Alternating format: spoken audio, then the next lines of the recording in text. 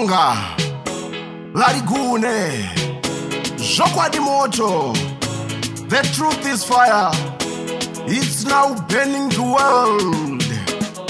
Arasi Masawi Madoda Ambai Chipinge Kanyi Pamweku Paita ndombi yakanaka nyika mukanza yakapangwa nziva tete kwete indaneti aina hunhu huya hwekugugula handina maunguzwa ndingogumeyo achadakara maningi andiona torai mari basi zvweni chetai Chipinge iganga rine huchi nemukaka mkuwe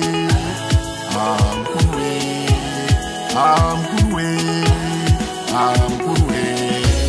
Madoda Ambai Chipinge Kanyi Pamweku Paita ndombi yakanaka nyika mukanza yakapangwa nziva tete kwete indaneti aina hunhu huya hwekugugula ndashaya chandashaya muchipinge ndashaya chandashaya nyika yamabhazuva kana ukati vana vakapangwa vazere kana ukati makedhemu ariyo kana ukati madhumbi ariyo kana ukati madima ariyo Madoda Ambai Chipinge Kanyi Pamweku Paita ndombi yakanaka nyika mukanza yakapangwa nziva tete kwete indaneti aina hunhu huya hwekugugula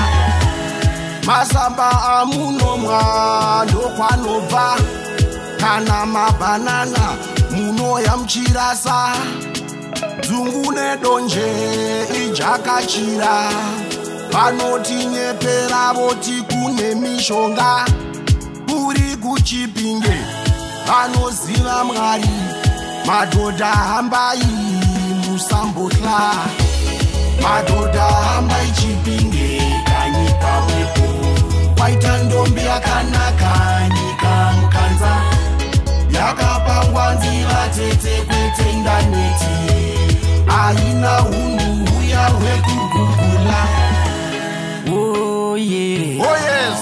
Yeah, oh yeah. DJ Sevi. Oh yeah. Policy the King. Yeah, oh yeah. Jokwadi Moto. Oh yeah. The truth is fire. Oh yeah. It's now burning the world. Arasi Masawi. Oh yeah. Big up Manika land. Big up the chosen land. The land from the east. Jokwadi Moto.